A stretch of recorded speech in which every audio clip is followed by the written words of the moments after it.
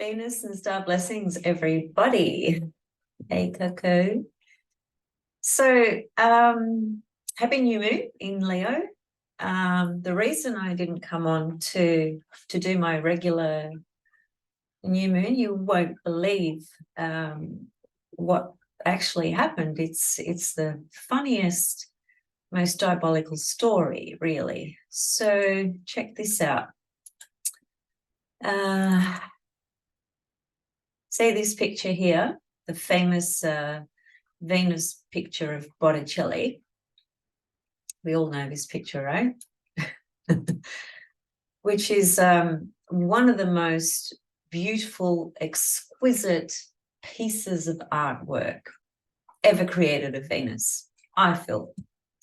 Used for years and years and years and years and years in so many different streams to reflect the beauty and harmony and proportion that Venus actually represents. The Fibonacci sequence, all those beautiful elements that Venus represents symmetrically when you're looking at this visually, so on and so forth. So I placed this as a thumbnail underneath one of my Venus videos. And subsequently, what happened was YouTube blocked me from being able to upload my videos for a week. I got banned for a week for using that exquisite piece of art as a thumbnail. Now, if you can get your head around that, good on you. I certainly can't. I found it to be just illogical, irrational, diabolical, what other words can I use? Hey, Coco agrees as well. So anyway, I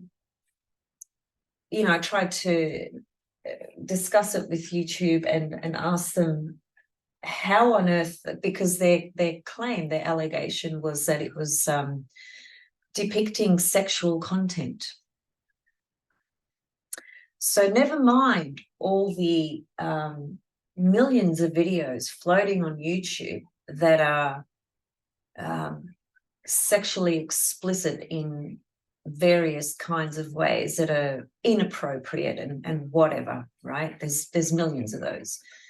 They found the Venus Botticelli piece of art to pick on. I found that to be just ludicrous. So that's why I didn't come on and do my new moon video, which I was really upset about that, because it was such a beautiful new moon in Leo, just after the Venus star point in Leo. A couple of days after that, the new moon occurred. It was conjunct Lilith, the goddess Lilith.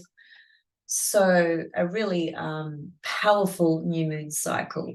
And I spoke about it with some posts on Facebook, but I couldn't even put my community posts on the YouTube channel about it. So anyway, shit happens, right? And we just keep rolling with the punches, keep rolling, rolling, rolling. So a week later, here I am. We are still obviously in this new moon cycle because a new moon lasts for a month. So I'm not sure how many astrologers would have focused on the Lilith component, probably not many.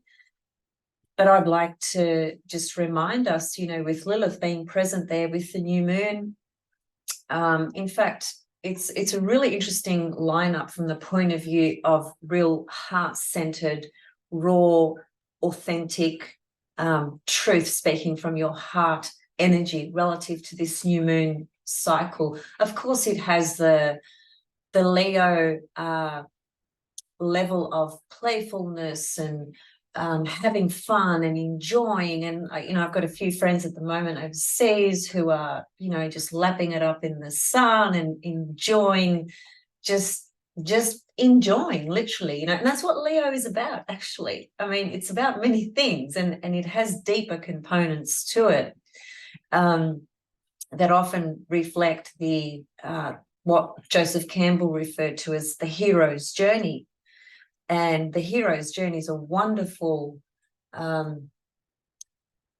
series of descriptions that Joseph Campbell has, where he uses various archetypal symbols and stories to define and describe what he calls the hero's journey, which is our own heroic journey through life, actually.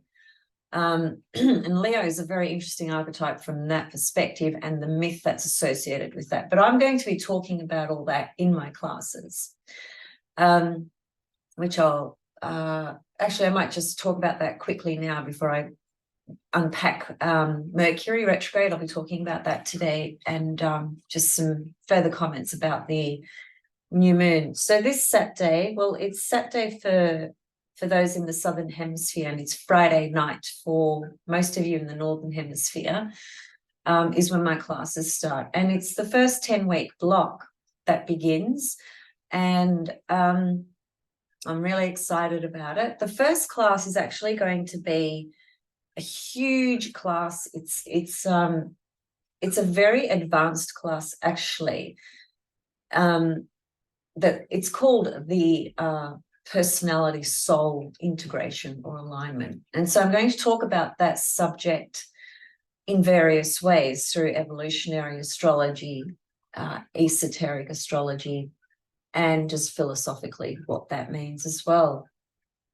I'm going to be teaching quite a few methods and techniques in that class, or pointing to them to introduce to people the different things that I've learned through the years when I'm trying to understand this ever so important relationship, which is the personality and the soul, and that integration, that alignment. How does that happen?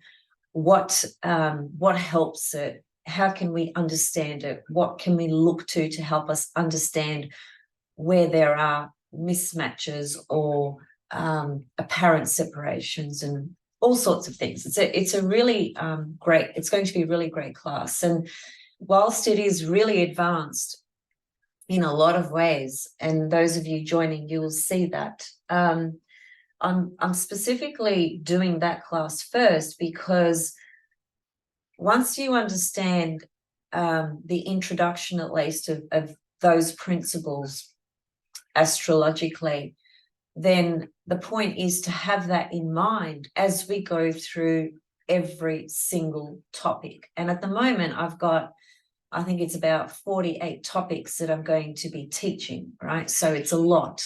And it's just exciting. I'm really looking forward to it. So I just wanted to say, for those of you that don't want to sign up for the first 10 weeks, because the first 10 weeks, apart from this soul personality class, the rest of the classes are what certain people would consider basic introductory level, but absolutely essential, such as the signs, the quadruplicities, the elements, the myths. Now, those are your core basics in understanding this sacred language, God's language of the stars. If you don't have those essentials nailed in a way that you really grasp all the various nuances and details and descriptions of those things that I mentioned, and you just race ahead to, oh, Mercury is retrograde, oh, Pluto's going to be conjunct my sun, or blah, blah, blah, you're missing a huge foundation that helps you really understand what each transit means, what each retrograde means, and so on and so forth. Now, for those of you that don't want to do it this first 10-week block because you may be well aware and in tune of the subject matters that I mentioned, you may still be interested in just picking up the first class, which I'm opening up to anybody who wants to do it. So even if you don't want to do the first 10-week block, you can just do the first class, which is on the personality and the soul, which is my favorite topic apart from Venus, the Venus star point, Venus in Babylonian astrology, Venus's heliacal phases, risings and settings and so forth, which I'm going to be teaching down the track as well.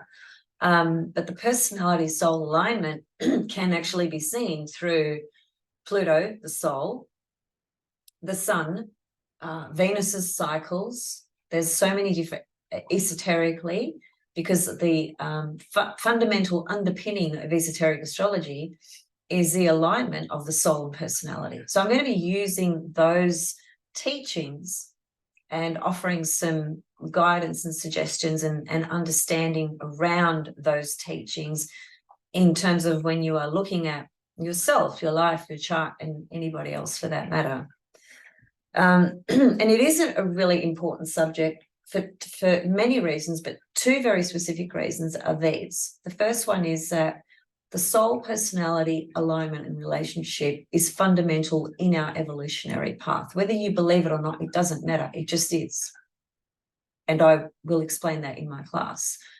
And I've just forgotten the second point I was going to make. It's just, going out there in those clouds that I see. I've got many clouds there today. Maybe it'll come back. Okay, perhaps it'll come back. So if you want to check out this first class and join us, for most of you, it'll be Friday evening. So just shoot me an email as soon as you can, because I'd like to get organized with what I need to get organized with. And hopefully I'll see you this Friday night or Saturday morning for those of you in Southern Hemisphere. So let me know and we can just go from there. Okay, so I was thinking, well, Mercury Retrograde, okay, I'll get to that in a minute. Sorry for those of you that are, I want to hear about Mercury Retrograde. I'll get to that in a minute. The new moon in Leo conjunct Lilith. As I said, this Leo energy is really an invitation to all of us. New moon in Leo, Venus star point in Leo, morning star, the warrior goddess. Starting you can look at it 9.5-month cycle, 19-month cycle, or 8-year cycle. So many ways you can look at that. Is this Venus star point reflecting your own phase, Venus phase when you were born relative to star points? There's so many things to understand about that. And if you want a Venus star point reading, reach out, because that's something that we can do together as well.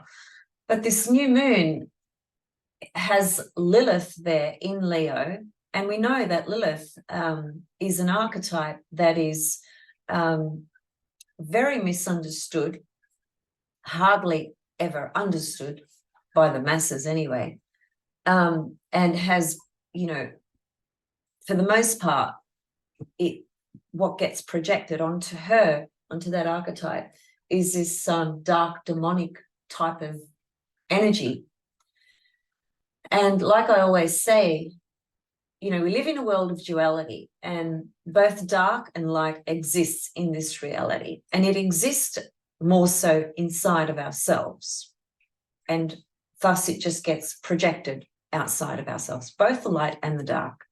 So even this soul personality, alignment relationship is very much about understanding our own darkness as well, and not having this taboo mindset about darkness, making it all evil. And often actually, it just is plain evil.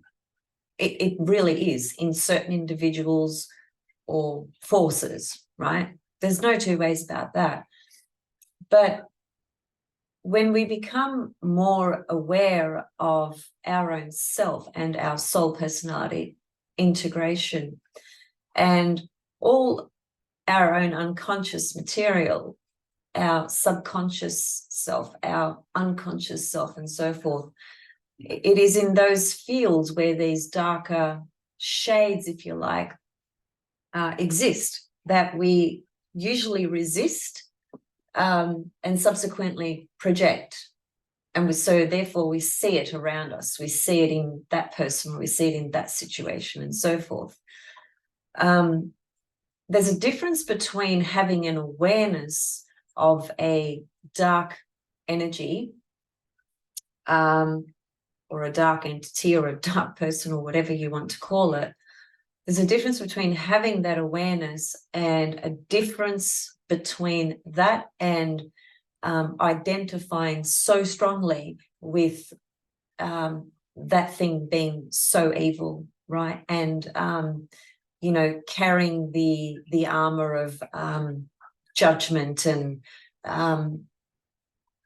being in a position where you are making the judgment that person should, you know, do this or do that, or shouldn't do that, or should be dead, or should whatever, should. There's a difference between that position and the position of observation and awareness. Big difference. And you know that when you are able to be observant without identifying with it. So the Leo Lilith, you know, she would absolutely create a bit of stirring in the pot with individuals that are tuning into that vibration and just being, you know, totally heart aligned, heart centered, authentic with how they are feeling and expressing directly, deeply from their heart. Because often, you know, there's a lot of things that we might say or offer or project or whatever it is that comes into conflict with other people's values, beliefs, perspectives, and morals, right? And, you know, we all have different perspectives. There's nothing wrong with that. But the point is that with Lilith in Leo, it is an invitation to have the courage to truly speak from your heart, whether it's heard or not, received or not, accepted or not. Doesn't matter. It takes real courage to stand in your own shoes and be who you were born to be. It takes balls and it takes courage. And I've certainly seen in the last 3 years just how much of that is lacking in humanity. So this energy of this new moon really highlights all those sorts of themes around courage and authenticity, being real and true to your own heart, regardless of whether, as I said, it's received, accepted, rejected, etc.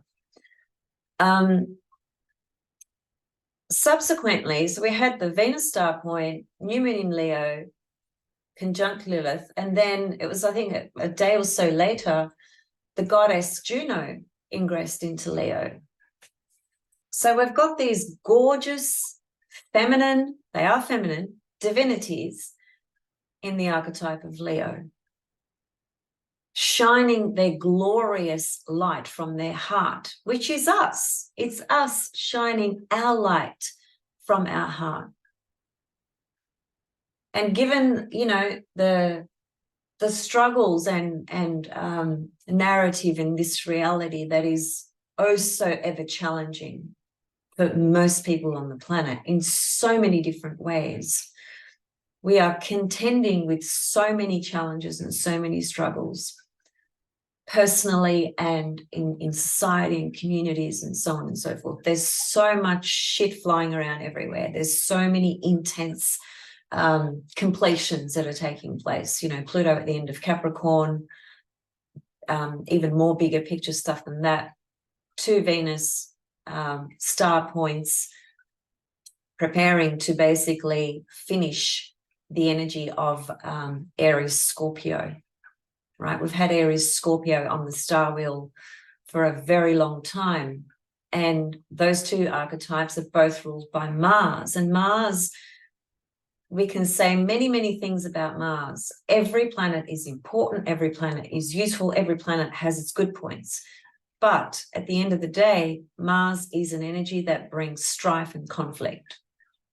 The opposite, of course, is Venus, that brings in balance, beauty, harmony, connection, love, acceptance, connecting, you know. So we're, you know, bigger picture stuff. We are definitely the, you know, the collective ether in the earth, humanity, the race. There's a huge collective midlife crisis, basically.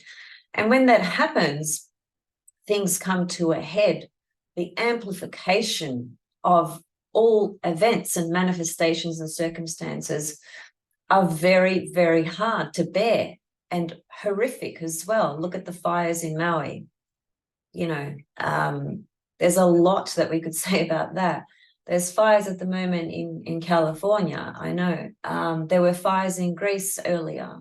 this year as well. We are about to step into spring next month here in Australia, and Lord knows what's going to happen here with potential fires as well. So there's this cataclysmic collective escalation of events that are going on that are really heartbreaking and difficult for all of us.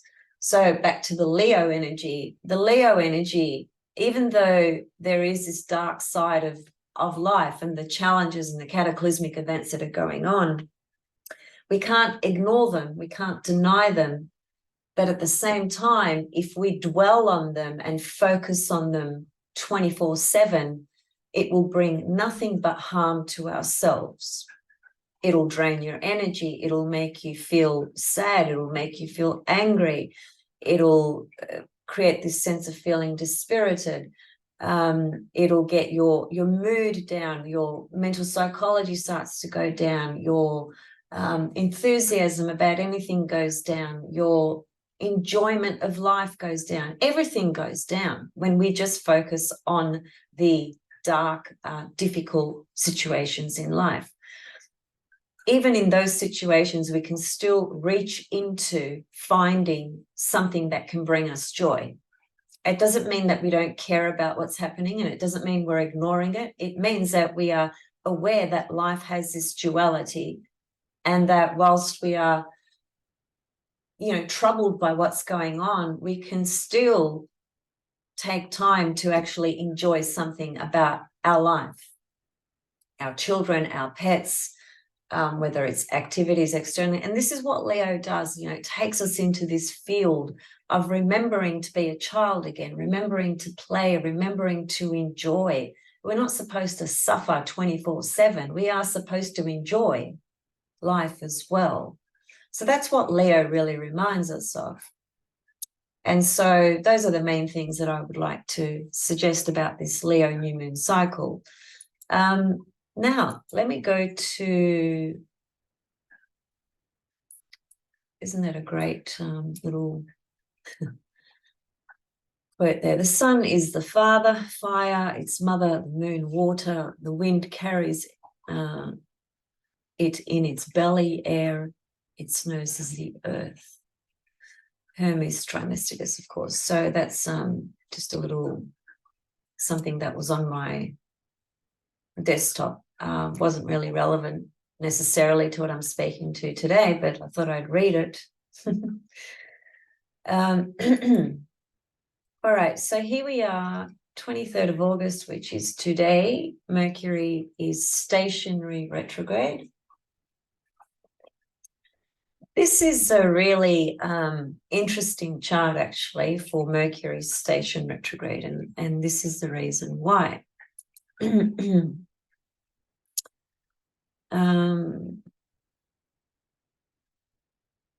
I'll try the circle, actually. What does that do? Yeah, cool. Mercury, stationary, see the S? Well, opposite Neptune.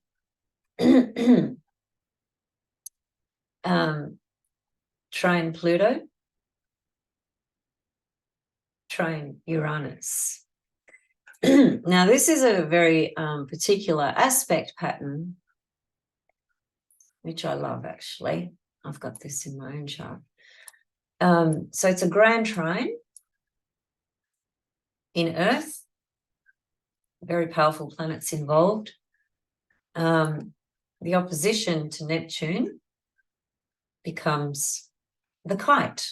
You can see it looks like a kite, right? So basically, Mercury's station period in Virgo, which is its domicile position, very powerful position for Mercury, picks up this kite formation. Kites are powerful aspect patterns. Trust me, they absolutely are. I've got one in my own chart. And it's just magic. The planet at the base of the kite, which is what essentially creates the kite, in this case it's Neptune, holds this, it holds magic there, if I can put it like that. People have a different understanding, definition of magic, so maybe I want to describe what I mean by that. Well, first of all, a grand trine is a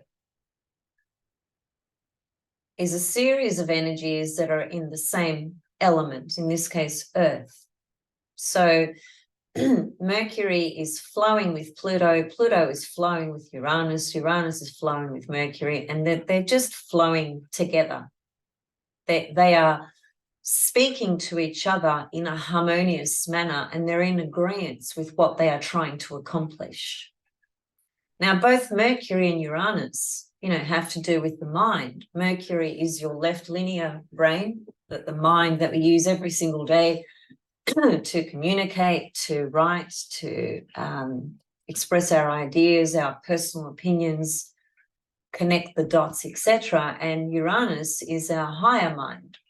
It's also our long-term memory. Both those planets, traditionally Mercury was the planet that ruled astrology before Uranus was discovered. So we have two planets in an Earth grand trine connecting to the study of astrology, or the study of anything that expands your consciousness, that invokes your higher mind, if you like. And then we have Pluto, which is the agent of transformation, which is the agent of diving deep with a microscope and looking at the depths of any subject, Mercury, that we may be exploring, contemplating, thinking about. And so all these energies are harmoniously flowing, connecting together, supporting each other. In Earth, a large part of this retrograde cycle for Mercury, bringing in this kite formation grand trine, will have very much to do with our thought processes, our reflections, and our ideas around our material world, if you like.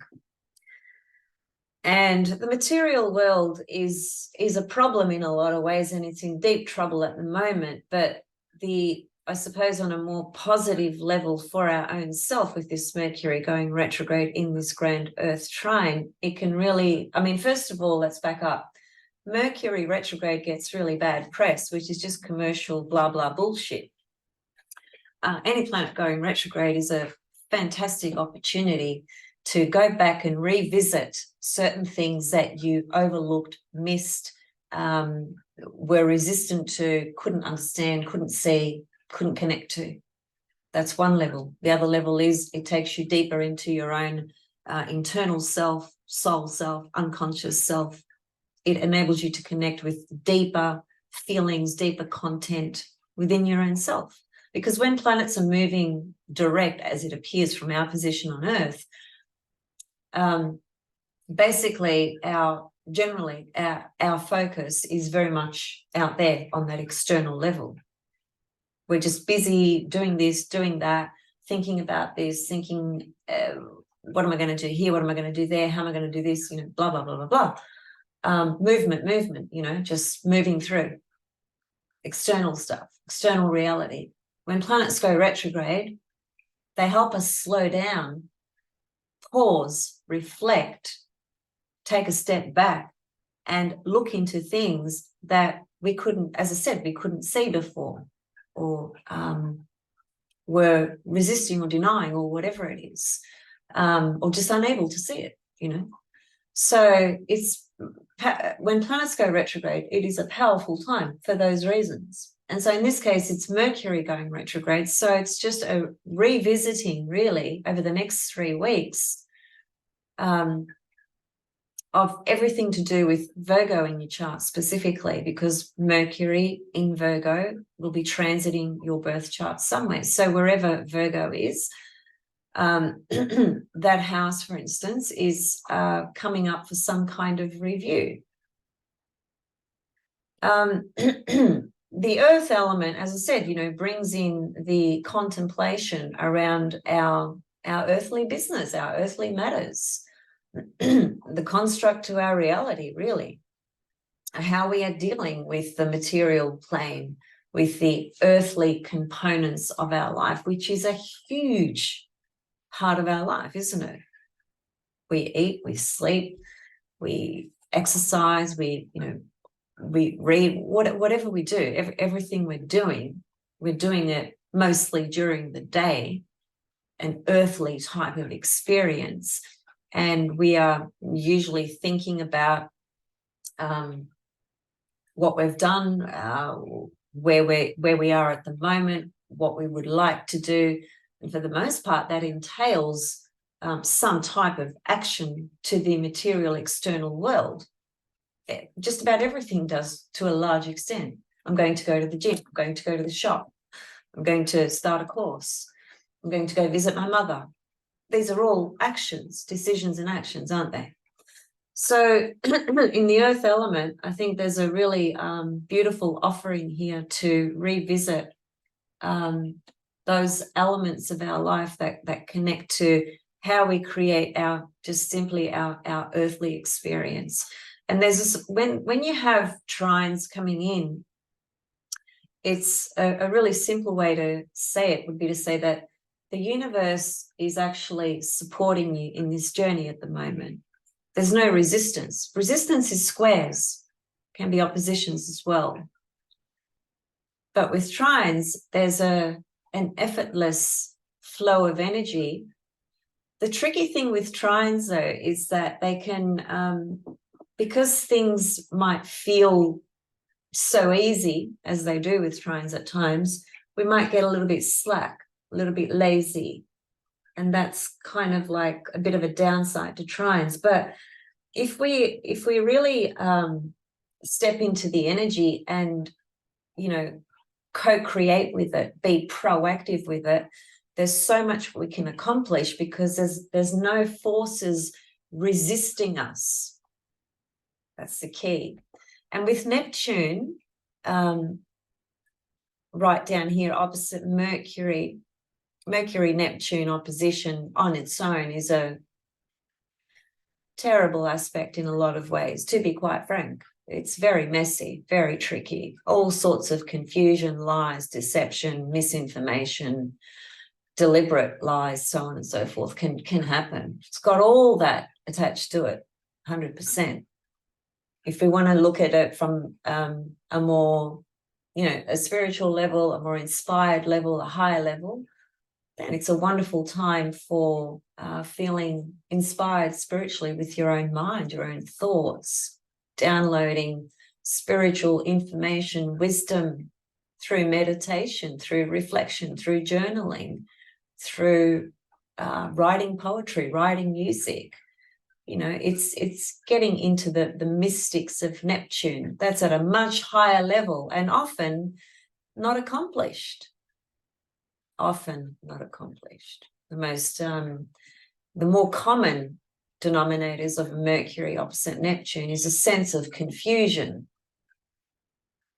with certain topics and or being deceived or deceiving somebody else, whether that's intentional, unconscious, or consciously. So it is a tricky aspect, but the fact is that the opposition to Mercury from Neptune here is involved in this kite formation. So it brings in a whole other level. It's not just Mercury opposite Neptune anymore. It's Mercury in a grand trine with really powerful energies. The Pluto can help us transform, dig deeper into the things that Mercury will now go and revisit for the next 3 weeks, able to penetrate more deeply into a particular subject. That could be conversations we're having with our family, with our partner. That could be studying that we're doing. That could be writing a book. It could be anything. And Uranus, of course, helps us also tune into higher truths, remove barriers that were restricting our mind. Uranus sets us free from the apparent limitations. That includes the limitations in our own mind. And Neptune, as I said, it's magic. That's what I said earlier, holding this kite formation. It's the way to understand this, very simply put, is that the Earth Grand Trine is doing all the things that I mentioned, and then Neptune comes in and it adds another layer and level of energy that supports this grand trine as well. But the Neptune has this tremendous gifted creative potential there that's feeding into this kite, that's feeding into this Mercury, that's feeding into Mercury retrograde. So it can be really inspired ideas, for instance, you know, really truly inspired ideas that you weren't able to connect with previously. Just material that was not there in your consciousness. It's a very creative energy, that the planet that is at the base of the kite. It's wonderful, actually. So this is what's happening with Mercury retrograde. And also, see, Mars is there as well. But we could say that Mars is in this kite too, really, because it's at 27. Pluto's at 28, so why wouldn't we add it? You know, it's 1 degree less than Pluto. Now, the thing is, this is a very tricky aspect, Mercury conjunct Mars. On its own, that can be, again, you know, I could speak for hours on that. I could write a chapter in a book just on that conjunction, really. Depends which level you want to go to. But just a couple of things about it, 3 things. First thing is, Mercury Mars can just be energized speech, energized words, very simply put. Of course, on the other hand, it can be conflict. A lot of arguments can happen with a Mercury-Mars conjunction between people, nations, communities, whatever. However, the conjunction is not going to perfect because Mercury here is stationary and it's going to move backwards. So they don't actually catch up, which is not a bad thing because it could create a lot of conflicts. And it's probably already potentially created some, but because they haven't perfected their conjunction, it might be that there's been an energy building up in certain situations in your life where you felt really angry about something and you've just really, you wanted to tell this person exactly what you're thinking. The Mars would have aggravated that inside you, as it were. And you may or you may not have gone through with it. And if you've been sort of humming and hawing whether you should say this or whether you should say that, the reason that's probably happened is because Mercury and Mars didn't actually come to their exact conjunction. And because Mercury is going back, it's going to now cause us to rethink perhaps certain things that we were thinking of communicating that might have just been, you know, really amplified, energized by the Mars in a conflicting way internally, or it could have actually happened with somebody. And if it didn't happen, then it's a good thing, I guess, because Mercury going retrograde is going to ask us to rethink what we were actually thinking about. For instance, that's one example.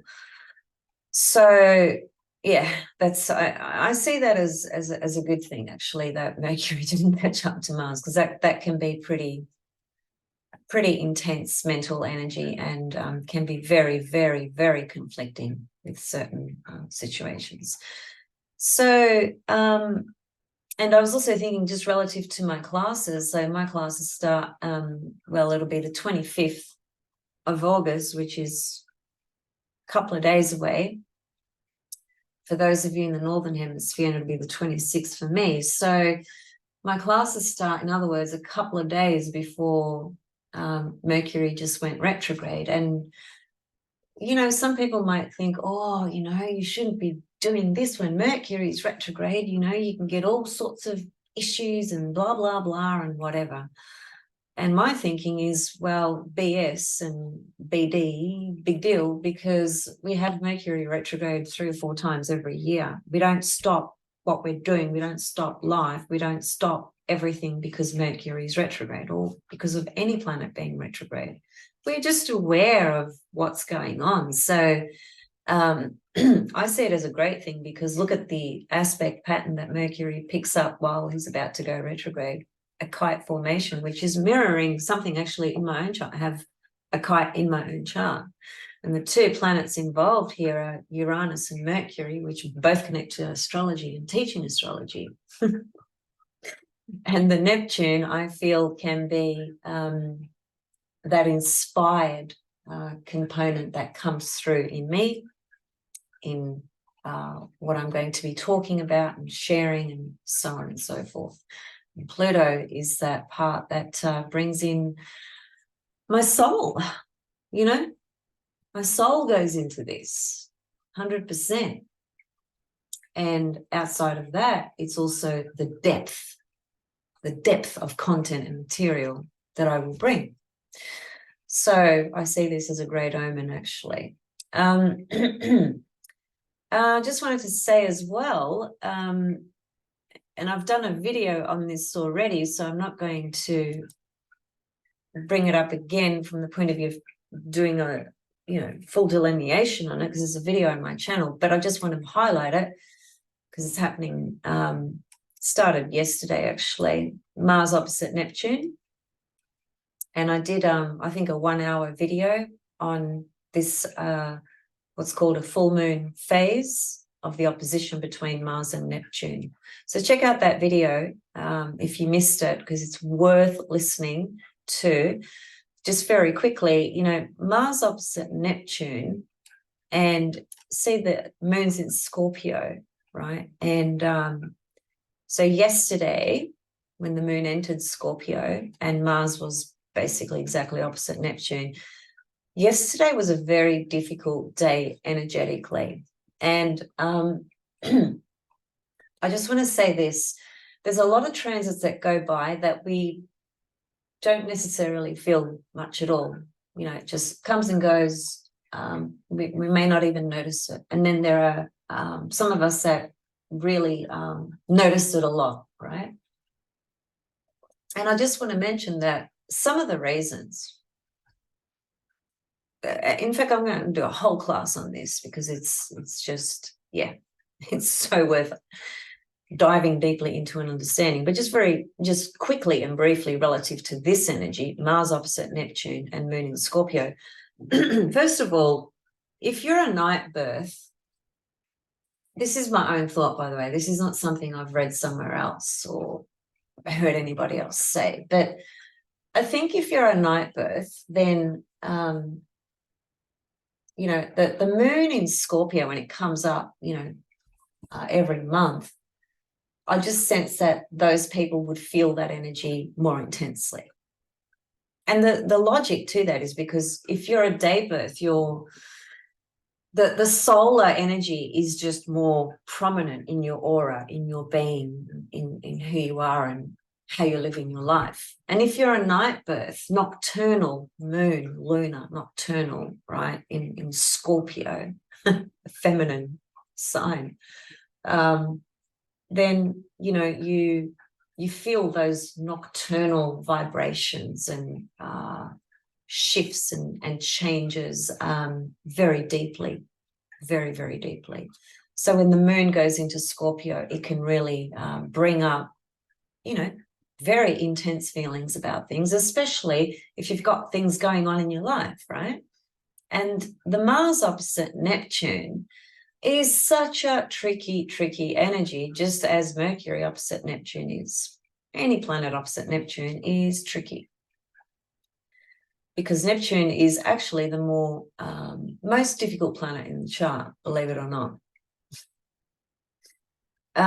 But just one thing about Mars opposite Neptune, you may have felt, and you may still be feeling this, lethargic, sleepy, tired, uninspired, dispirited, lack of motivation.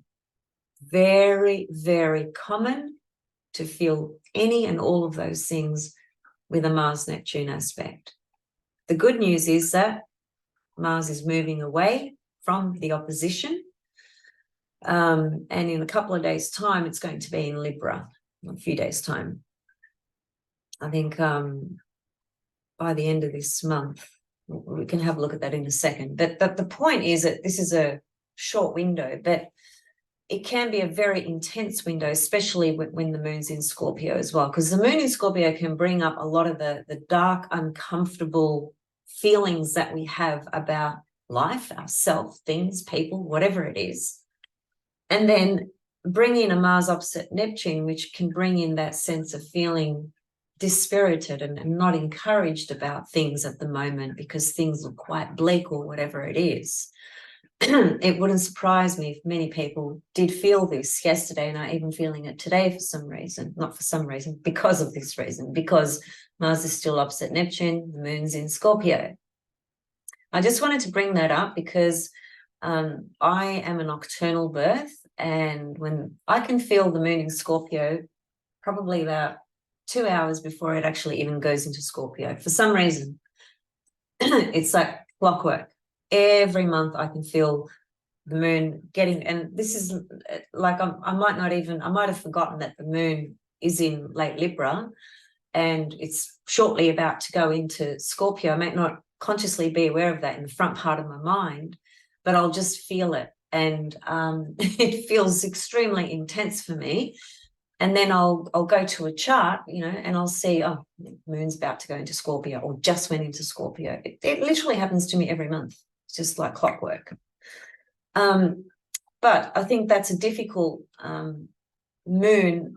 Well, the moon is actually in fall in Scorpio. So the moon, it's not particularly happy in Scorpio. It's a very difficult moon, actually. Sure, there's, ability to emotionally transform and purge and regenerate yourself and so on and so forth. But if you had moon in Scorpio natally, like that's a constant kind of theme in your life. Not easy at all. I could speak to easily a little mini book on the moon in Scorpio. There's so much to say about that. But anyway, as I said, if you've been feeling any of these things, this Mars opposite Neptune and moon in Scorpio would be why. So I just wanted to bring that up and just remind you that, just like I had to remind myself, this is just a little mini transit.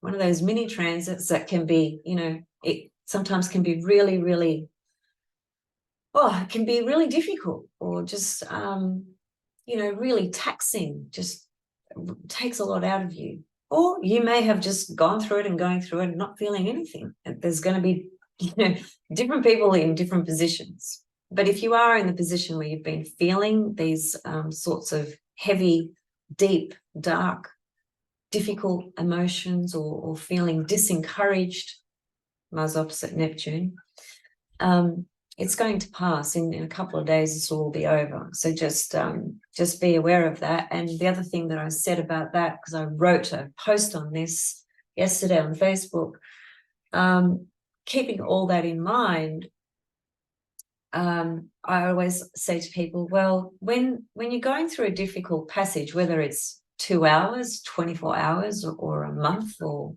however long it is, obviously when it's shorter passages, there are lots of things we can do that can help us remedy quite quickly. And I'm referring to self-care, self-nurture. And I'm referring to, being aware of the energies, and instead of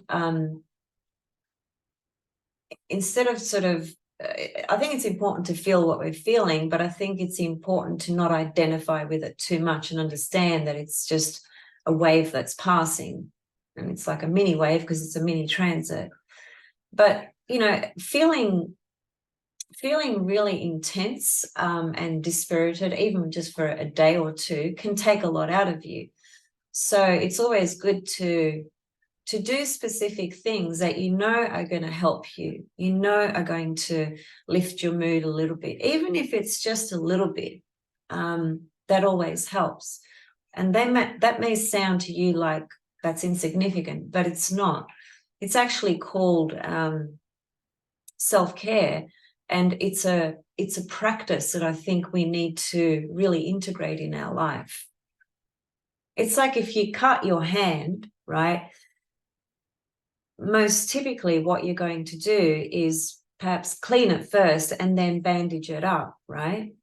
And then a couple of days later, you'll take the bandage off because you want to air it out and you want it to dry up and heal, right?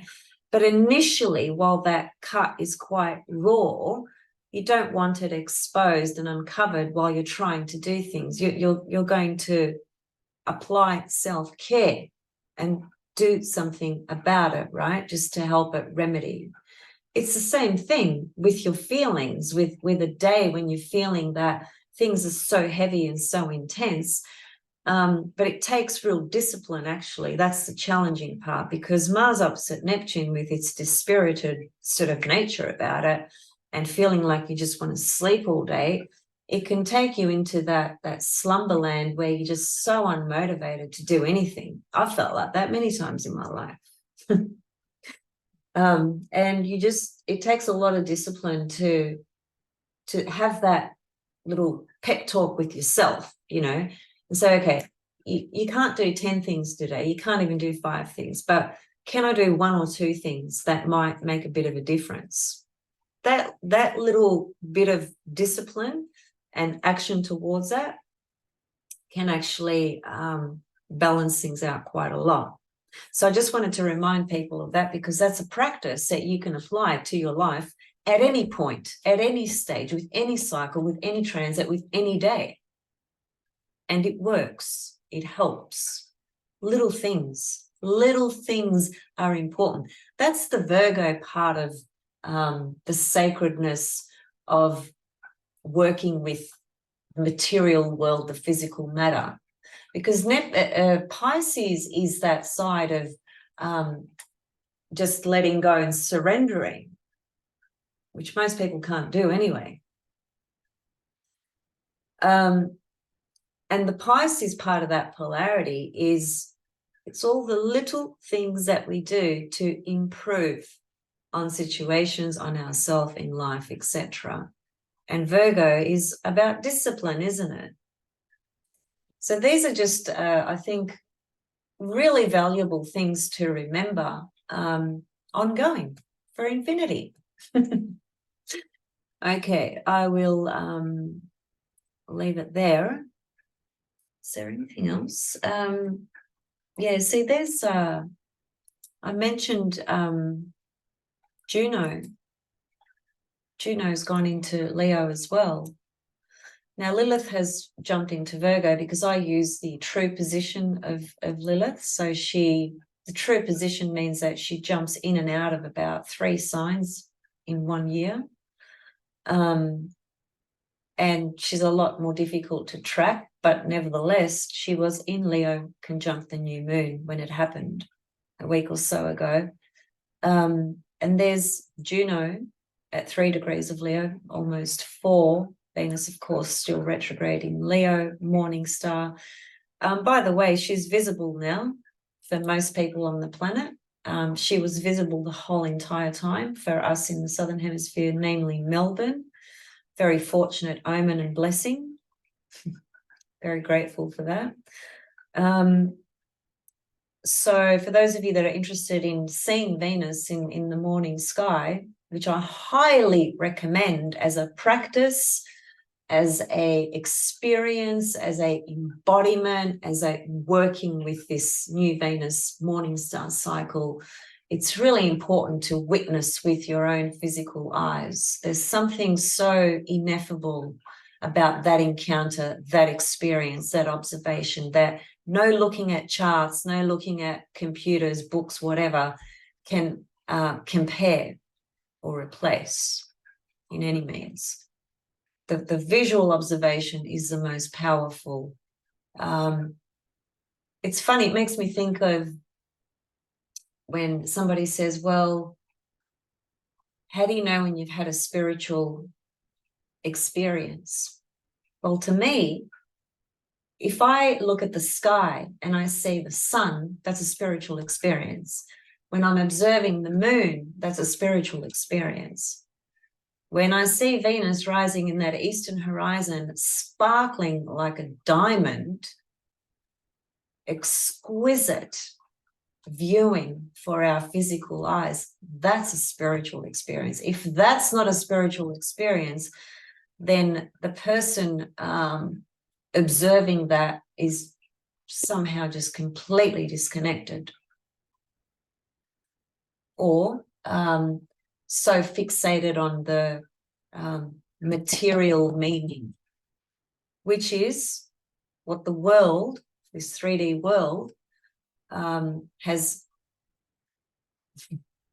escalated into, which has happened over thousands of years, of course, but it's gotten to a point where it's just so out of balance with spirit, with soul, with meaning, and just overtaken by consumerism and the material. We all know that. So obvious. Juno in Leo is also, because Juno is the principle of fairness, justice, equality, committed relationships, working partnerships, relationships. So her presence in Leo is really going to speak to any partnerships, all people that have a particular partnership, will be asked by the goddess Juno to speak from their heart, no matter what.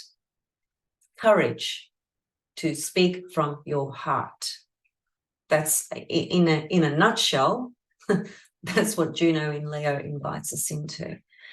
And what a blessing. How beautiful is that, having, you know, the new moon in Leo, Venus in Leo, Lilith in Leo, Juno in Leo, all these feminine archetypes, sending a voice into our consciousness saying, speak from your heart, be brave, have the courage to step in your shoes and live the life that you were meant to live, the life you were born to live.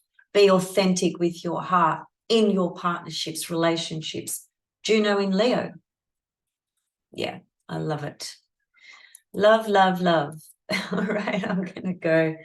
I'll see some of you for the first class, which, as I said, is Friday night for Northern Hemisphere people, Saturday morning for me. Really looking forward to those of you that have joined. And if any of you listening today feel inclined or drawn or inspired to join this first class, or you can join the 10-week block, you know, looking forward to hearing from you.